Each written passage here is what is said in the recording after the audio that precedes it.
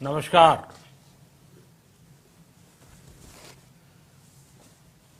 Corona वैश्विक महामारी के खिलाफ लड़ते लड़ते अब हम अनलॉक 2 में प्रवेश कर रहे हैं और हम उस मौसम में भी प्रवेश कर रहे हैं जहां सर्दी, जुकाम, खांसी, बुखार ये सारे न जाने क्या क्या होता है, ये मामले बढ़ जाते हैं। ऐसे में मेरी आप सभी देशवासियों से प्रार्थना है कि ऐसे समय अपना ध्यान रखिए। साथियों, ये बात सही है कि अगर कोरोना से होने वाली मृत्यु दर को देखें तो दुनिया के अनेक देशों की तुलना में भारत संभली हुई स्थिति में है। समय पर किए गए लॉकडाउन और अन्य फैसलों ने भारत में लाखों लोगों का जीवन बचाया है, लेकिन हम ये भी देख रहे हैं कि जब से देश में अनलॉक 1 हुआ है, व्यक्तिगत और सामाजिक व्यवहार में लापरवाही जरा बढ़ती ही चली जा रही है। पहले हम मास्क को लेकर, 2 गज की दूरी को लेकर 20 सेकंड तक दिन में कई बार हाथ धोने को लेकर बहुत सतर्क थे, लेकिन आज जब हमें ज्यादा सतर्कता की जरूरत है तो लापरवाही बढ़ना बहुत ही चिंता का कारण है। साथियों, लॉकडाउन के दौरान बहुत गंभीरता से नियमों का पालन किया गया था।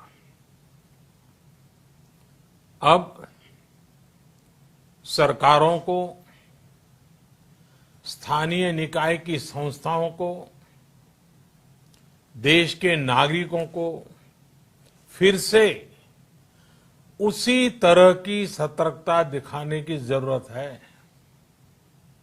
विशेषकर कंटेनमेंट जोन्स, उस पर तो हमें बहुत ध्यान देना होगा। जो भी लोग नियमों का पालन नहीं कर रहे हैं, हमें उन्हें टोकना होगा, रोकना होगा और समझाना भी होगा। अभी आपने खबरों में देखा होगा, एक देश के प्रधानमंत्री पर 13,000 रुपये का जुर्माना इसलिए लग गया क्योंकि वो सार्वजनिक स्थल पर मास्क पहने बिना गए थे। भारत में भी स्थानीय प्रशासन को इसी चुस्ती से काम करना चाहिए। ये 130 करोड़ देशवासियों के जीवन की रक्षा करने का अभियान है। भारत में गांव का प्रधान हो या देश का प्रधानमंत्री, कोई भी नियमों से ऊपर नहीं है। साथियों, लॉकडाउन के दौरान देश की सर्वोच्च प्राथमिकता रही ऐसी स्थिति न आए कि किसी गरीब के घर में चूल्हा न जले। केंद्र सरकार हो, राज्य सरकारें हो, सिविल सोसाइटी के लोग हों, सभी ने पूरा प्रयास किया कि इतने बड़े देश में हमारा कोई गरीब भाई बहन भूखा न सोए। देश हो या व्यक्ति, समय पर फैसले लेने से, संवेदनशीलता से फैसले लेने से किसी भी संकट का मुकाबला करने की शक्ति अनेक गुना बढ़ जाती है। इसलिए लॉकडाउन होते ही सरकार प्रधानमंत्री गरीब कल्याण योजना लेकर आई। इस योजना के तहत गरीबों के लिए 2.25 लाख करोड़ रुपए का पैकेज दिया गया। साथियों, बीते 3 महीनों में 20 करोड़ गरीब परिवारों के जनधन खातों में सीधे 31,000 करोड़ रुपया जमा करवाए गए हैं। इस दौरान 9 करोड़ से अधिक किसानों के बैंक खातों में 18,000 करोड़ रुपए जमा हुए हैं। इसके साथ ही गांवों में श्रमिकों को रोजगार देने के लिए प्रधानमंत्री गरीब कल्याण रोजगार अभियान तेज गति से आरंभ कर दिया गया है। इस पर सरकार 50,000 करोड़ रुपए खर्च कर रही है। लेकिन साथियों, एक और बड़ी बात है जिसने दुनिया को भी हैरान किया है, आश्चर्य में डुबो दिया है।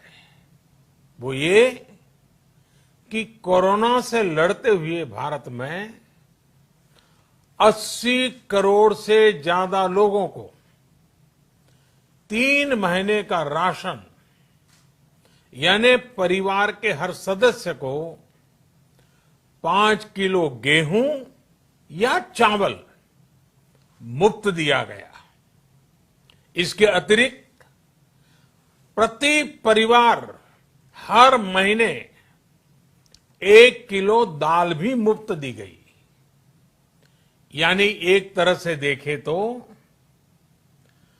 अमेरिका की कुल जनसंख्या से 2.5 गुना अधिक लोगों को, ब्रिटेन की जनसंख्या से 12 गुना अधिक लोगों को और यूरोपियन यूनियन की आबादी से लगभग 2 गुने से ज्यादा लोगों को हमारी सरकार ने मुफ्त अनाज दिया है।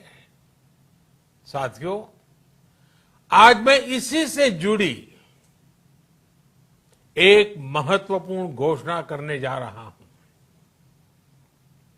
साथियों, हमारे यहां वर्षा ऋतु के दौरान और उसके बाद मुख्य तौर पर कृषि क्षेत्र में, एग्रीकल्चर सेक्टर में ही ज्यादा काम होता है। अन्य दूसरे सेक्टरों में थोड़ी सुस्ती रहती है। जुलाई से धीरे धीरे त्योहारों का भी माहौल बनने लगता है। अब आप देखिए, अभी 5 जुलाई को गुरु पूर्णिमा है, फिर सावन शुरू हो रहा है, फिर 15 अगस्त आएगी, रक्षाबंधन आएगा, कृष्ण जन्माष्टमी आएगी, गणेश चतुर्थी आएगी, ओणम होगा और आगे जाएं तो काटी बिहू है, नवरात्रि है, दुर्गा पूजा है, दशहरा है, दीपावली है, छठी मैया की पूजा है। त्योहारों का ये समय जरूरतें भी बढ़ाता है, खर्च भी बढ़ाता है।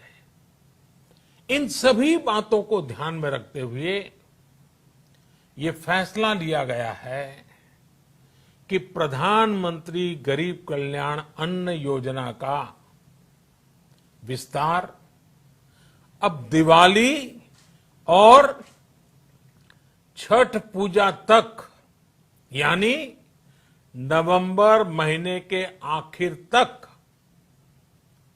कर दिया जाएगा। यानी 80 करोड़ लोगों को मुफ्त अनाज देने वाली ये योजना अब जुलाई, अगस्त, सितंबर, अक्टूबर, नवंबर में भी लागू रहेगी। सरकार द्वारा इन 5 महीनों के लिए 80 करोड़ से ज्यादा गरीब भाई बहनों को हर महीने परिवार के हर सदस्य को 5 किलो गेहूं या 5 किलो चावल मुफ्त मुहैया कराया जाएगा।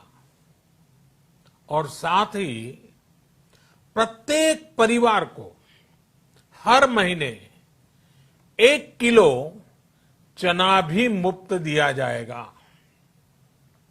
साथियों, प्रधानमंत्री गरीब कल्याण अन्न योजना के इस विस्तार में 90,000 करोड़ रुपए से ज्यादा खर्च होंगे। और अगर इसमें पिछले 3 महीने का खर्च भी जोड़ दें तो ये करीब करीब 1.5 लाख करोड़ रुपया हो जाता है। अब पूरे भारत के लिए हमने एक सपना देखा है। कई राज्यों ने तो बहुत अच्छा काम भी किया है। बाकी राज्यों पर भी हम आग्रह कर रहे हैं कि इसको काम को आगे बढ़ाएं। और काम क्या है? अब पूरे भारत के लिए एक राशन कार्ड की व्यवस्था भी हो रही है। यानी एक राष्ट्र एक ration card, 1 nation 1 ration card. इसका सबसे बड़ा लाभ उन गरीब साथियों को मिलेगा जो रोजगार या दूसरी आवश्यकताओं के लिए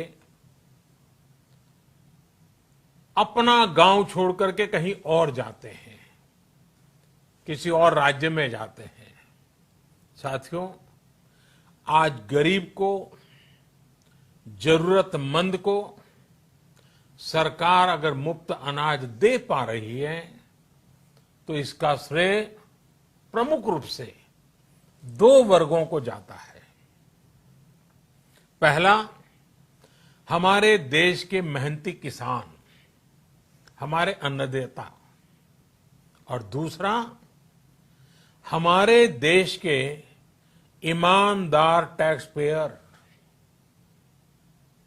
आपका परिश्रम, आपका समर्पण ही जिसकी वजह से देश ये मदद कर पा रहा है। आपने देश का अन्न भंडार भरा है, इसलिए आज गरीब का, श्रमिक का चूल्हा जल रहा है।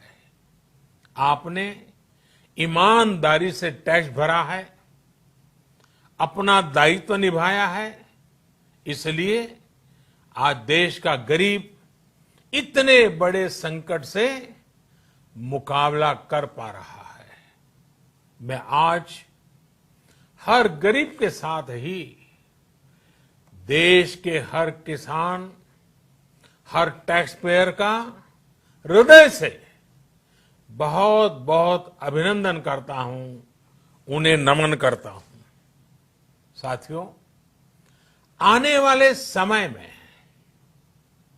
हम अपने प्रयासों को और तेज करेंगे। हम गरीब, पीड़ित, शोषित, वंचित हर किसी को सशक्त करने के लिए निरंतर काम करेंगे। हम सारी एहतियात बरतते हुए इकोनॉमिक एक्टिविटीज को और आगे बढ़ाएंगे। हम आत्मनिर्भर भारत के लिए दिन रात एक करेंगे। हम सब लोकल के लिए वोकल होंगे। इसी संकल्प के साथ हम 130 करोड़ देशवासियों को मिलजुल करके संकल्प के साथ काम भी करना है, आगे भी बढ़ना है। फिर से एक बार मैं आप सबसे प्रार्थना करता हूं, आपके लिए भी प्रार्थना करता हूं, आपसे आग्रह भी करता हूं, आप सभी स्वस्थ रहिए, 2 गज की दूरी का पालन करते रहिए, गमछा, फेस कवर, मास्क ये हमेशा उपयोग कीजिए, कोई लापरवाही मत बरतिए। इसी आग्रह, इसी कामना के साथ मैं आप सभी को बहुत बहुत शुभकामनाएं देता हूं। धन्यवाद।